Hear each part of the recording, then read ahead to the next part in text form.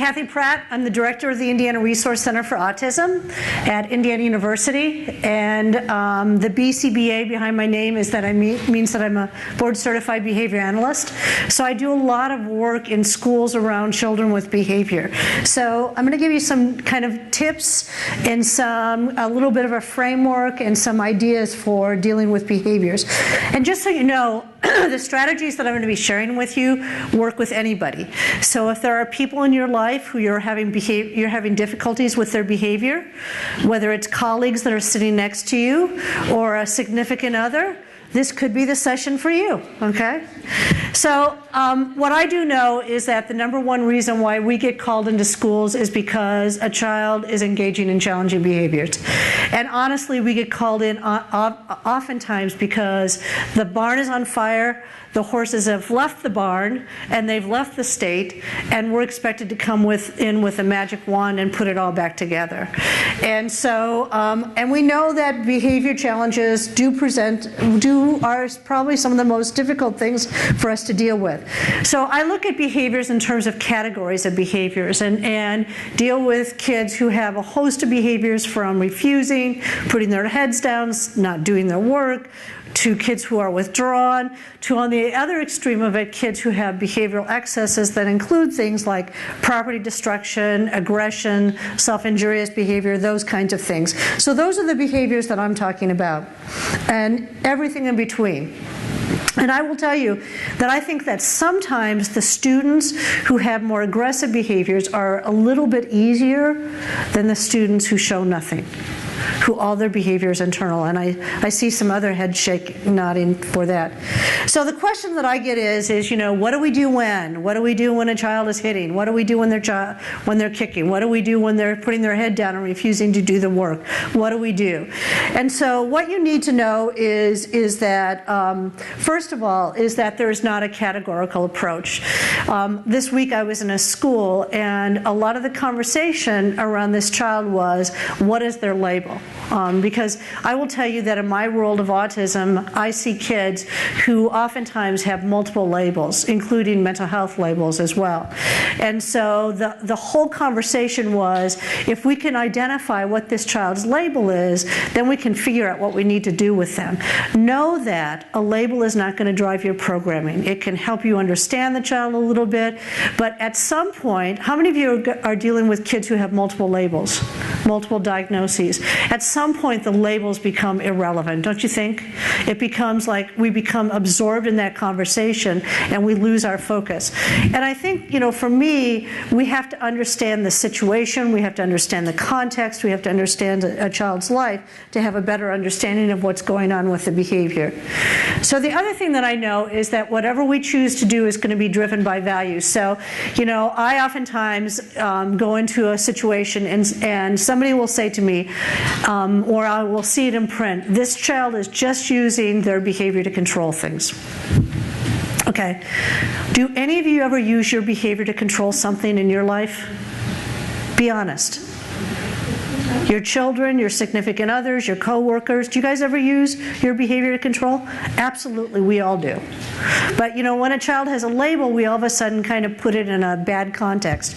And I really believe, you know, I just saw a child this week, and on their behavior plan it said, he does this to control the situation. Mom is bipolar. Grandma, who is his stability, died. Mom works and is gone a lot. He's got 2 other siblings and no father in the home. Multiple fathers have been in and out. You go into his classroom and it's chaotic and disorganized. And, you know, he is using his behavior to control because he has no other source of control in his life. He is trying to structure his life. And so right away when people make those kind of judgments, I know that we're going to have to kind of step back and look at it a little bit more. And so, you know, within the first few statements, I can kind of get a sense to understand where a person's beliefs are. On the other hand, when I get that question, what do we do when? I also know that people are in crisis. That oftentimes means that an individual is doing something that is dangerous to themselves, to other people, people, to property, and so we do have to deal with it. So it requires the development of a crisis or a de-escalation plan. And the reason that I use the terminology de-escalation plan is that ideally what we should do is be able to understand the signs of escalation. So the little boy that I saw this week, when he starts to escalate, the things that they see is pacing, he starts rubbing his head, it gets a little bit more incessant talking. So at that point, if we start seeing those signs, that's time when we kick in and do some things that are going to calm him. And so we've identified calming strategies for him. I do see kids who will kind of escalate slowly in terms of their behaviors, and then I see individuals who will go from 0 to 1,000, and I'll talk about those kids later on. So everybody has to be safe, and I really encourage that there's a plan that is written that talks about the escalation cycle and what we do at each step of the escalation cycle. And the reason is that if we respond inconsistently to behavior, in effect, we actually strengthen that behavior. So this is true for your children, okay? So I have a granddaughter who's 13, in the throes of hormone. So every day when I go see her, I look to see, is it the good witch or the bad witch today? Do any of you guys have that? You know, and I just kind of step back, waiting for the fallout, okay? And so she'll ask us if she can stay out late. And her mom has a curfew for her. And if she says no, what her daughter does is she escalates. And then she goes to her dad and says, can I stay out late? And finally, you know, if the father gives in and says, sure, you can stay out late, but the mom says, no, you can't. Now what you've done is created a situation where your child has learned to play you, and it's only strengthened that requesting behavior. Okay, so as much as we can be consistent and understand what's going on, understand that a crisis management plan or a de-escalation plan is only a short-term solution. And unfortunately, when I see behavior plans written, oftentimes people do the crisis plan and then they think that they're done. Okay, the only way to change behavior long-term is to teach a child to do something different. Okay? And I'll talk more about what that looks like. So when you're in the midst of working with an individual who's having a behavioral problem, the rule of thumb is if you have somebody who's arguing with you, the more you argue, the more you're inviting them to argue back. Minimize your verbal. Okay? Sometimes, and I think one of the things about behavior that we have to be willing to do is that we have to assess our own behavior.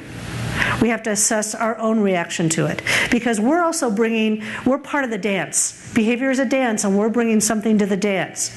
And so if we're escalating with that individual, all that we're doing is making that behavior more challenging. So we have to, you know, maintain our calm, don't approach quickly, and again, catch the behavior before it gets out of control, and realize that our reaction may actually strengthen behavior. Children who are doing behavior to get attention sometimes don't care if it's negative or positive attention.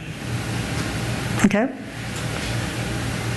So we want to be aware of our actions and really avoid those power struggles when people say, you know, I'm going to show this child who's going to win. I was a teacher for many years, and I will tell you that I lost to kids.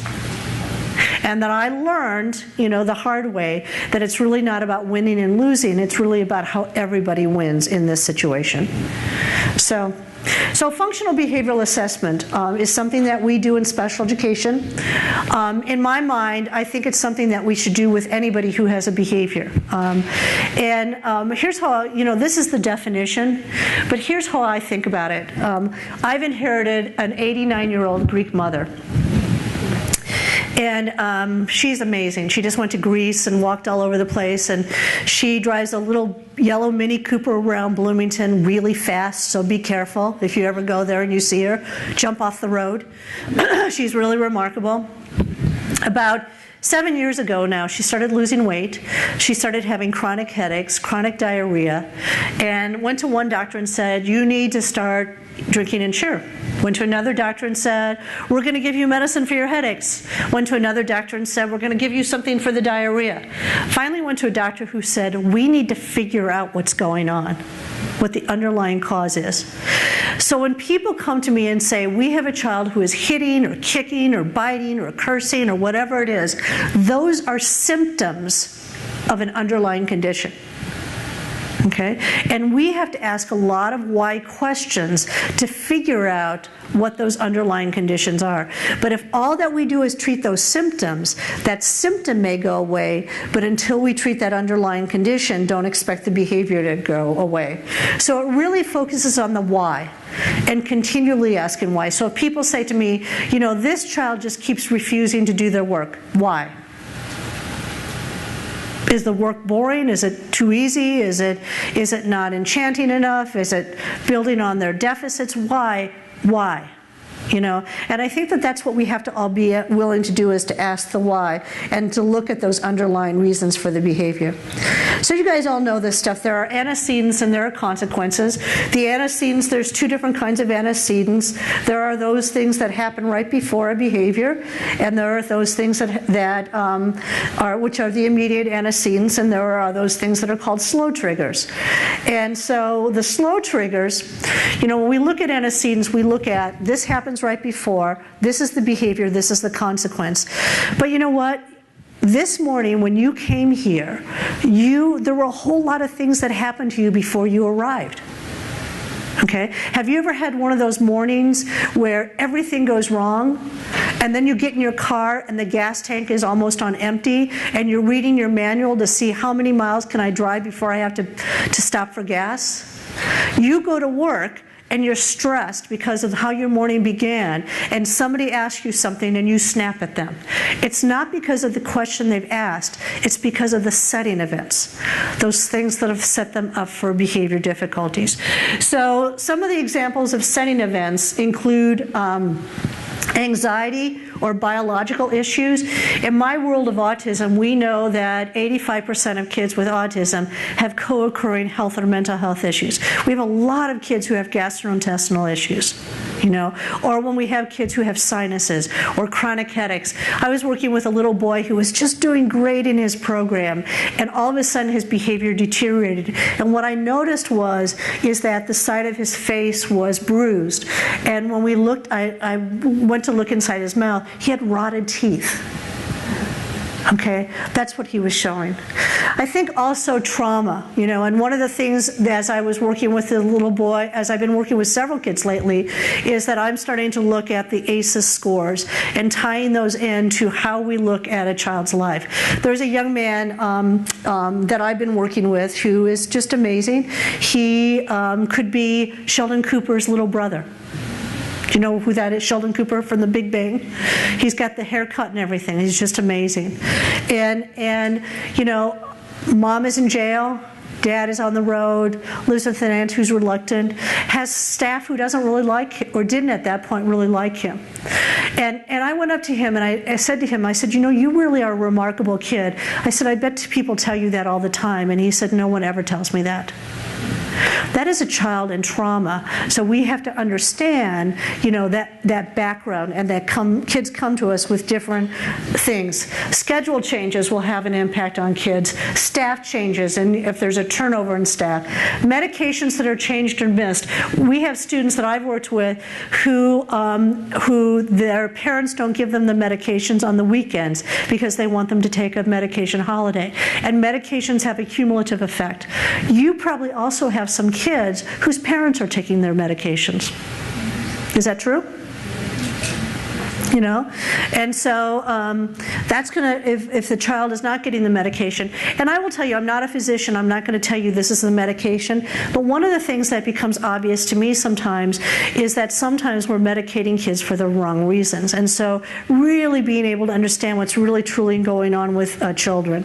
So often, you know, a setting event for some kids is an irregular sleep pattern, and as an educator working with kids with a whole host of disabilities, I would notice that oftentimes students would act out and then a few days later would become ill. And missed meals, excessive hot and cold temperatures, arguments or fights on the bus, with classmates, difficulties on the bus, and then skill deficits. Again, that's a major one. Home conditions. I one time went to a workshop with a really well-known behavior specialist, and she said to a group of people, she said, a child's home life does not affect their behavior. Okay, I'm going to tell you my home life affects my behavior, but you guys are safe. I'm happy. Okay? But it does. I think we have to be reasonable and realistic about these things and understand the stress that many of our families deal with. And then, you know, I've kind of added on, because I think this is an important one for us to think about, is when a child is in school and they've never heard anything positive about themselves. Okay, when they have had a very not powerfully positive experience with schools, one of the setting events for them can be past or current experiences with schools as well. So immediate antecedents are those things that trigger the behavior. We know if this happens that there's likely to be a behavior that occurs, and that may be that a child is teased or bullied, that an assignment is either too difficult or too easy or too boring. It could be a specific type of task. It could be a specific wording of an activity, certain noises or people. You know that there's kids that if you sit them next to each other, you're going to get an explosion of behaviors because they just feed each other. Unstructured time is a major one for our kids. If they have too much downtime, they will come up with things to do, and that's a major one. And then being around the behaviors of others in transitions or others. Okay, listen closely to this because I'm going to be interested in your response. From a behavioral perspective, the only definition of consequence is that it comes after a behavior. Okay, that's the only definition. The only definition of reinforcement is that it increases a behavior. The only definition of punishment is that it decreases a behavior. Okay, I have a staff member who hates chocolate. I'm not sure she's an American. I don't trust anybody who doesn't like chocolate. I apologize to those of you who don't. You know? So without knowing it, one time she did something great for me and I brought her chocolate. Was that a reinforcer or a punisher for her? It depends if she did it again or not. What? She didn't do it again. She said, if you keep bringing that to me, I won't be doing this for you. It was a punishment.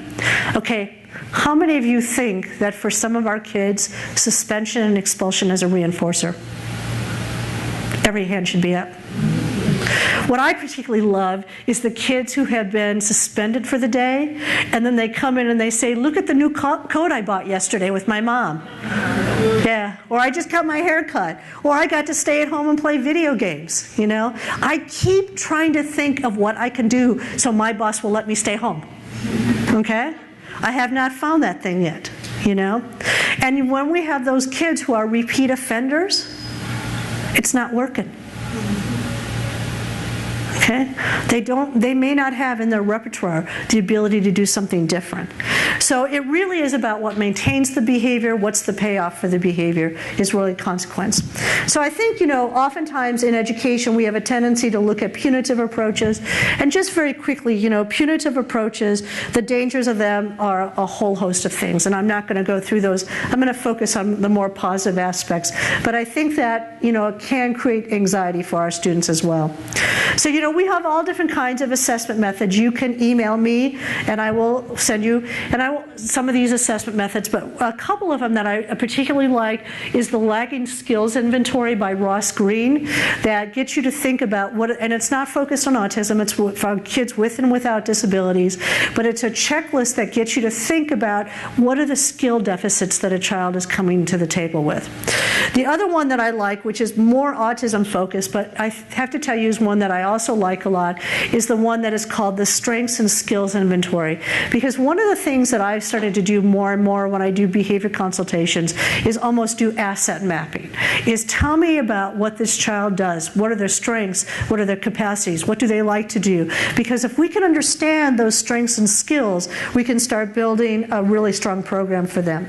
And then we oftentimes do record reviews.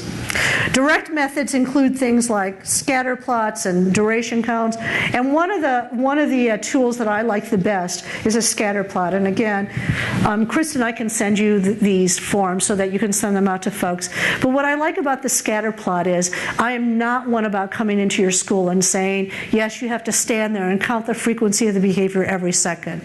I'm always looking at how do we develop processes, procedures, formats that are going to be easy for you to use.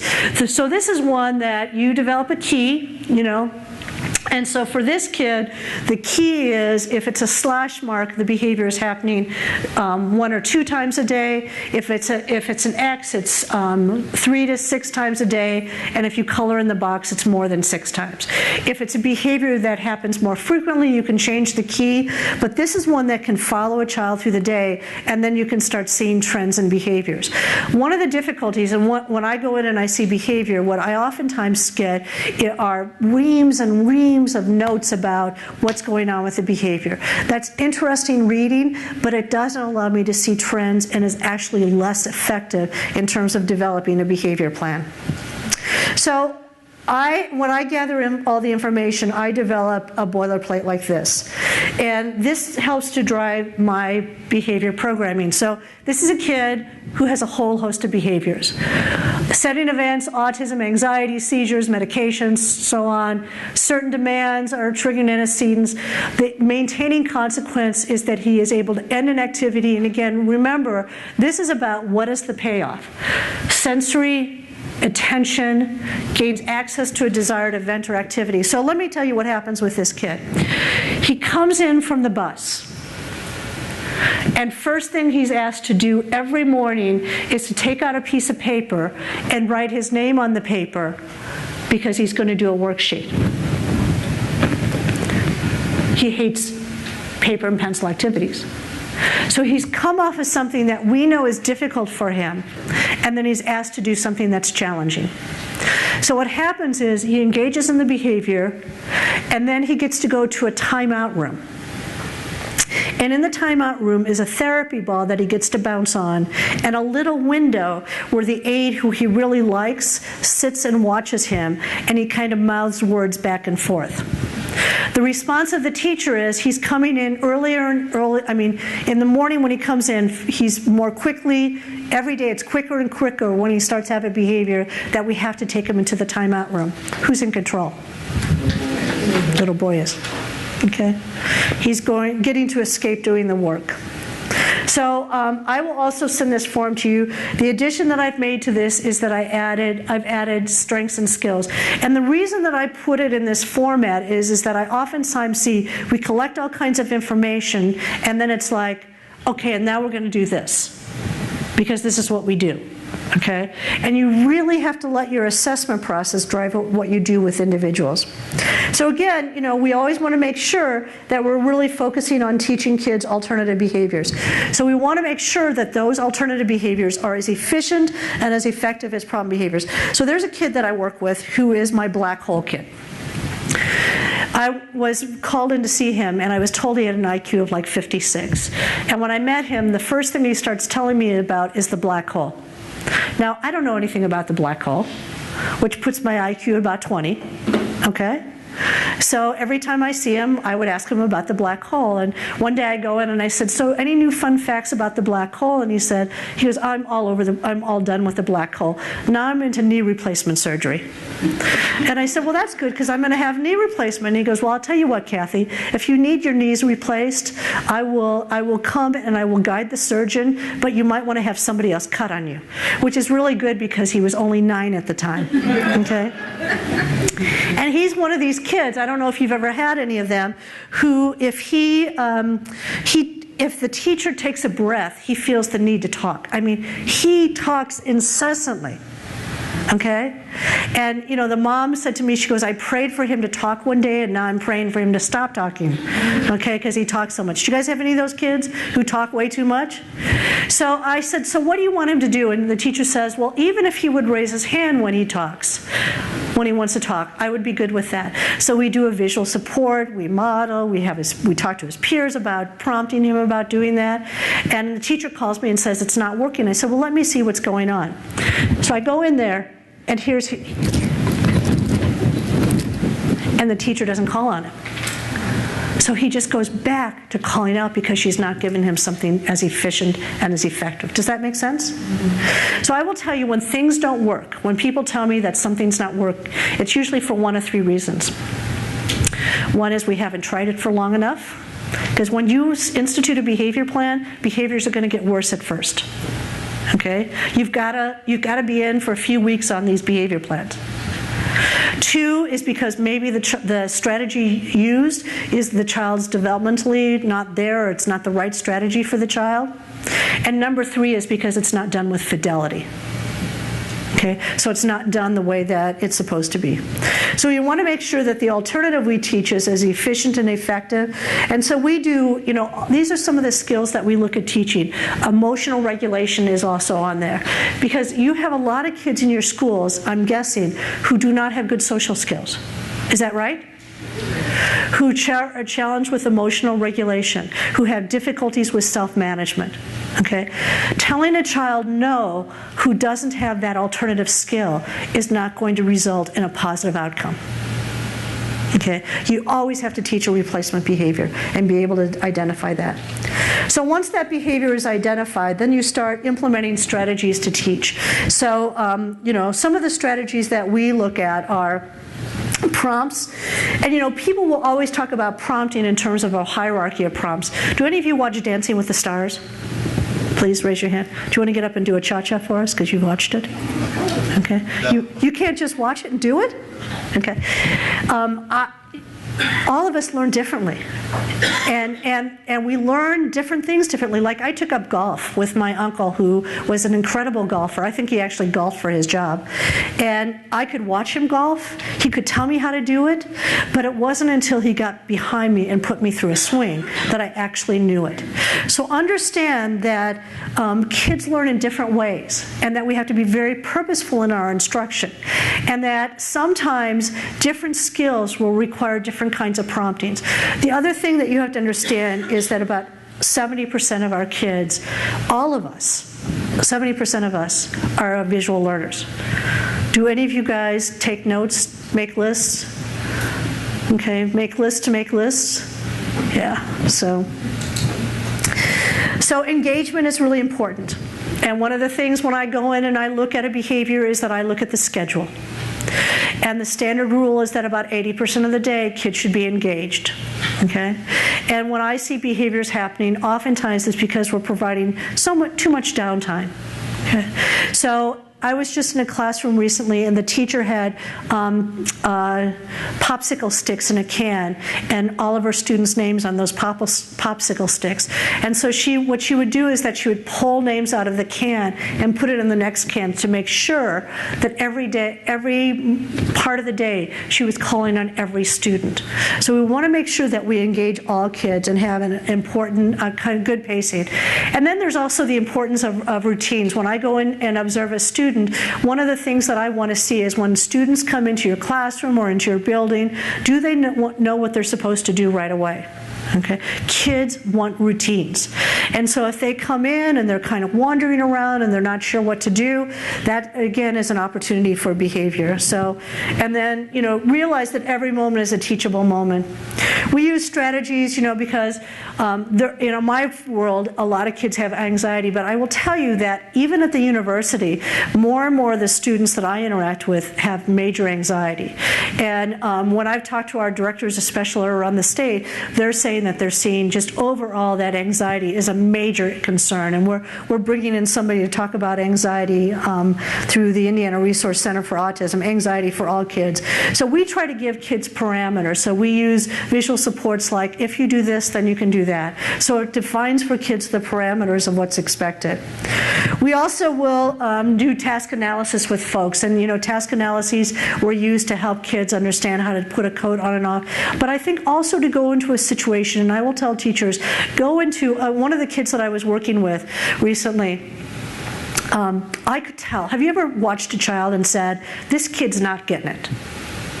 They're not understanding what we're telling them. Okay? This kid had incredible adaptive behavior that was masking the fact that they had a significant cognitive disability. Okay, and so one of the things that we're doing is a learning styles profile and doing some more assessments. And so for him, understand that for us, we may go into a situation and it's routine for us. And so understanding the complexity of it and helping students not be lost. Behavioral momentum is a behavioral strategies, and what this just says is, if you know my grandson's parents are divorced, his teachers will tell you that on the days that he's with a certain parent, that he's worse on a Monday morning. Do you see that with any of your kids? Okay, they can tell which parent he's been with over the weekend because of how he is.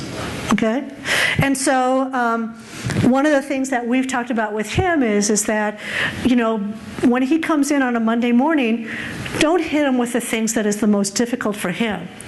Let's kind of ease him into the day. And we do this with giving kids 3 or 4 things that are highly preferred, that are easier for them to do, and then you introduce something that is the most difficult, is more difficult, but with support, okay? We use a lot of visual supports, and we have visual supports on our website for free, which is a good cost. And we have visual supports. We go in through the door of autism, but we've done visual supports school-wide. I was just with my grandkids, one's in junior high and the other one's in elementary school. Neither of them have a disability other than having me in their life.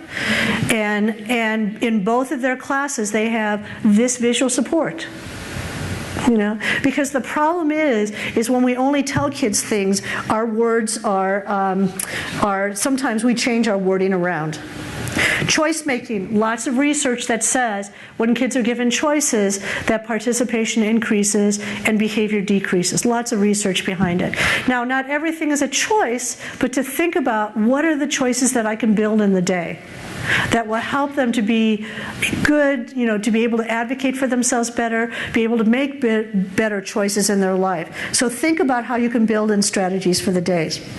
There should be reinforcement systems in place, you know, and I know when we do school-wide reinforcement systems, we have to be very careful about those systems and understand that what's a reinforcer for me may not be a reinforcer for you. For some of our kids, you know, the little boy that I saw this week, the thing that was most reinforcing for him, that was also the driver of his behavior, was attention. So if attention was well placed when he did something good, you could see the tide turn a little bit for him, okay? So the rule of thumb is that when you're first teaching a new behavior, that you reinforce a lot. And then when the behavior is learned, you go to something that's called intermittent reinforcement. So you reinforce the 8th time, the 10th time, the 3rd time, the 15th time. Intermittent reinforcement is the most powerful type of reinforcement to maintain and strengthen behaviors. And if you doubt that, go to Las Vegas. Las Vegas is the perfect example of intermittent reinforcement. So are abusive relationships. I love you, I love you. I hit you, I hurt you. I come back, I bring you flowers, and I promise never to do it again, and I apologize, and then I hurt you again. It's what keeps people emotionally in there. So when you're reinforcing a kid, make sure that it directly follows the behavior and that you have a child's attention and tell them directly what they are doing that is good. So this is just my personal belief, and you may have a different personal belief, but my personal belief is probably one of the most powerful instructional tools that we have is establishing a rapport with kids. Would you agree with that? So when kids know that you like them, and that doesn't mean that you have to be buddy-buddy with them because they need structure, but when they know you like them, they do more things for you. And so the research-based practice on this is that your positives should outweigh your negatives. And there's a conversation that it's 5 to 1, 6 to 1, 8 to 1, whatever it is. But one of the invitations that I give you is when you go back to school tomorrow, think about how many positive comments you are making to negative comments. We did data on this in one of our schools for all teachers and found out that in those classes where the positives outweighed the negatives, there were fewer discipline problems and there were higher test scores. And then the teacher said it's just because of the kids we have. So we did it again the next year, and found that for those same kids that had difficulties, when they went to a more positive environment, that we had the same outcomes. Okay. And by the way, that's really an important strategy for working with us as well, is that really thinking about how we build that rapport and we're more positive than negative. So, I mean, when I was a teacher, and kids have taught me most of what I've learned. You know, I don't know about you, but I learn from kids, and I'm constantly learning. I've been doing this for a lot of years. How many of you have worked with kids with Down syndrome? Anybody? Okay. So I had a student with Down syndrome who, when I saw him first, he was always walking down the hallway with somebody holding him up by the back of his pants. He must have had wedgies forever. Okay. And the reason why was because he would fall down on the ground. He'd get off the bus and instantly drop on the ground. And so I'd hear the teachers down the hallway, "Get off the ground!" You know, constantly yelling at him. And so some of you will also understand this. I was invited to come to the office, and this young man was invited to join my class. Do you guys know what that means? I didn't extend the invitation, but it's like, you're going to have this kid tomorrow. Okay? And so, but they would always say, "We're inviting you to have this kid tomorrow." Okay? I couldn't turn down the invitation, I'm just saying. So I called his mom, and I found out that there were a few things about him. One is that he had a great sense of humor. 2 is that he loved computers. And 3 is that he had all these nieces and nephews, and he was a great uncle. And so it's never been always me. I mean, I always work with a team, and I really believe that none of us can do this alone, that we really all have to have teams around us. So with my team, we made the decision that we were going to go on the bus before he even had a chance to drop down, and we were going to tell him, and I had met him, and I said, "You know, I need you to come in the room. I've got work to do on the computer, and my day can't begin until you come into my room and help me out." Because see, I believe that kids want to help. Do any of you believe that? I do believe that kids want to help. Okay? So he walks down the hall, and he's kind of grumpy and going, "Teacher's stupid, doesn't know technology," you know? And I can take it. You know, you got to have a sense of humor in this career. So every day he had to come into my room and do something on the computer, and we never had him dropping down on the floor. And then we developed a plan that if he did so many things and didn't fall on the floor, that he could do one of 2 things. He could either go down and work with younger kids, or we would give him a whoopee cushion. You guys know what a whoopee cushion is? And we had made a list of those staff members who had a sense of humor and those who did not, although that's not how we framed it. And so if he did a really good job, I would go over to him, and I'd have him pick a name, and he would walk down the hallway, and he'd go up to them, and he'd go, "Stand up." And then he'd push the whoopee cushion underneath them and go, "Sit down." And then the whoopee cushion would go off, you know. And during the day at different times, I'd go up to him, and I'd have him stand up and put the whoopee cushion under him. And you know what? He never dropped on the floor. And he taught me an incredible lesson, which is this: kids should want to be with us. Don't you think? Okay. So I stopped teaching a couple years after that and went back to see him.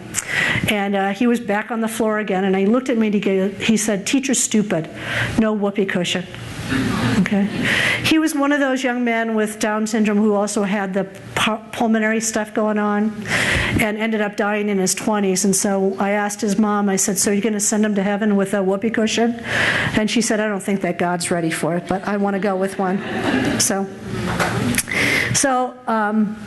there was nothing magic, you know.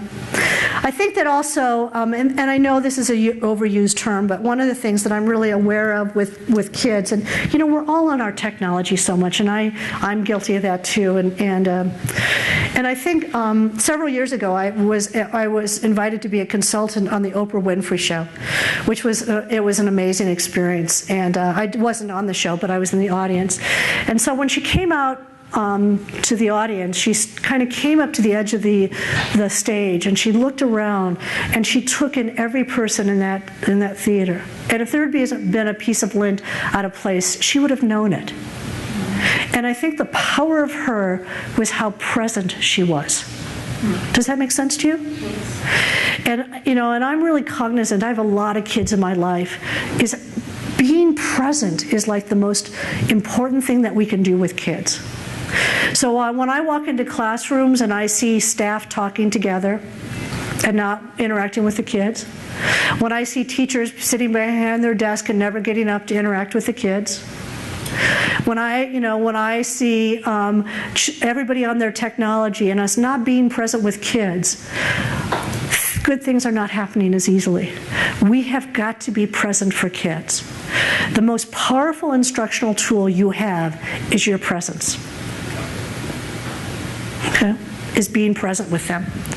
So, I mean, how many of you have gone to a restaurant and seen a whole family sitting around and all of them on their iPhones? That's an intimate dinner, isn't it? So we also want to address generalization. You know, sometimes our kids learn how to do things in a specific context, but then they can't take those skills and practice those in other places, you know. So we want to make sure that we address generalization. And then we also want to make sure that we address maintenance of skills. And the ways that, let me ask you guys a question. I want to see how a charter school group answers this. How many of you use 100% of what you learned in high school? 75%. 50%. How many of you remember high school? It was the 70s. Okay, let me ask you another loaded question. How many of you took college classes that you had no use for? You know what Ph.D. stands for? Piled higher and deeper in those courses. Okay, I had to take a lot of them. And I think, you know, one of the things that we know from even the literature on urban schools is that it's really important that we teach kids things that are relevant to their life, that are really meaningful for them. You know, and if we can't hold the meaning for them, how are we going to make sure that kids understand the meaning? So I think that that's really a stretch, a hard thing, but we have to think about how things relate to kids' real lives. You know, so teach authentic behaviors. So create behavior support plans that, you know, evolve from the information that you gather,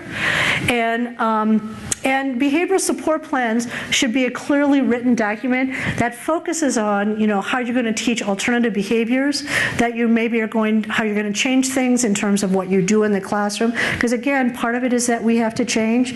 And I think the other thing is that, you know, with some of the kids that you're dealing with, there is actually research that says when you improve a child's quality of life, that their behavior improves. Okay. So the other thing that I'm very mindful now when I do behavior support plans is that I also make sure that in those behavior support plans that I address how a child is going to do something that they feel successful in. Okay, that they feel something that they're doing good, that they will feel good about themselves with. Okay, because you have a lot of kids who don't feel positive about themselves. We also look at, you know, when you look at kids in the long haul, there's more and more literature coming out that says the things that we have to help kids with is grit and resilience. You know, are really important. And we're doing things like yoga, mindfulness in our schools to help kids who are really kind of having a hard time with life. So. And then, you know, again, oftentimes we have to examine our own behaviors as well. Okay, everything you wanted to know about a behavior in 15 minutes. Questions, you guys? Did I do okay? Thumbs up? Okay. Questions? So I was telling Kristen this week, I went to see this little boy and has a history of behavior problems. I was telling you he has really good adaptive behaviors, and his behavior was perfect. And I know people are like so frustrated, but he really does misbehave. And it's like, you know what, I've experienced all these behaviors. I don't need to be bitten to believe that a child really does bite. I really do believe you. But they were so distressed because he was doing perfect. So I was sitting there with 4 other people from the school district. We're sitting around and observing him and talking about his behavior. And so I walked out of the room to go to the bathroom, and he looks to the behavior consultant for the district, and he's only 7 years old, and he says, you can bring those women back anytime, especially the blondes. There were 3 blondes. So we're going to write a behavior plan called 5 Consultants and 3 Blondes. That could be part of your behavior plan. So, any questions at all? Yeah. Could you speak a little bit about dealing with students that have internalized behavior where they kind of shut themselves off? Because although it might not be disruptive to class, it is disruptive to their learning. Yeah, but I think that again, you have to take that FBA process to figure out what's going on with kids. I mean, I will tell you that one of the things that was really striking to me teaching at the university level is that more and more I had students who were getting master's degrees who had some mental health issues, eating challenges, they had anxiety, they were cutters, more and more I was seeing kids like that. And I have to tell you that a lot of how I handled it was just to sit down and have conversations with them to find out what was going on in their life. And again, there's a lot of research out there that says spending 5 to 10 minutes talking to a student and helping understand their perspective, what they're going through. One of the things, and Kristen and her work at DOE has been really critical in this, is that we've started a mental health initiative through IRCA because of some of these kids that I see are really, really falling down. And so, again, trying to understand a little bit more about the trauma and stuff that they're going through. And one of the things that I was involved with, my Big Bang kid, and I will tell you, here's the behavior plan. He was on a half-day program. He internalized a lot of behaviors. Bright. IQ that was double mine, which makes it about 100. Or so. He was a really bright kid. And you could just see the pain and anxiety in him. And hearing about mom's in jail, hasn't seen her for 2 years, dad's on the road, aunt doesn't like him. We're hearing all these things. And so people are sitting around the table going, we've got to have a behavior plan. We've got to teach him that he can't do this. And fortunately, I was sitting there with a director who I just kept saying, he needs a champion. He needs a champion. And I kept saying it. They kept saying to me, what is the behavior plan? Now I would say 3 blondes would be the behavior plan. But then I kept saying he needs a champion. And finally they kind of turned away from, what is it that we're going to do with this behavior? Are we going to suspend more? What are you going to do? To saying, he needs a champion. Okay, so we got him a person who came into the home and provided him some tutoring and took him into the community, got him connected with big brothers and big sisters.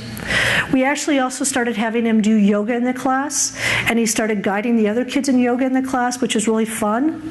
He wasn't like the yoga dictator, because kids with autism are oftentimes rule-bound. And we arranged for him to be with a teacher who we developed a rapport with and realized that he sometimes just needed some time to talk. And we started creating a language in his head about the positive things that he did. And I will tell you, sometimes I've sat down with kids and I've said, okay, let's talk about all your positive attributes. And you'll find that some kids cannot come up with even one. And so I will make lists with them, and I've recorded them on my iPhone and recorded them for the kids to listen to.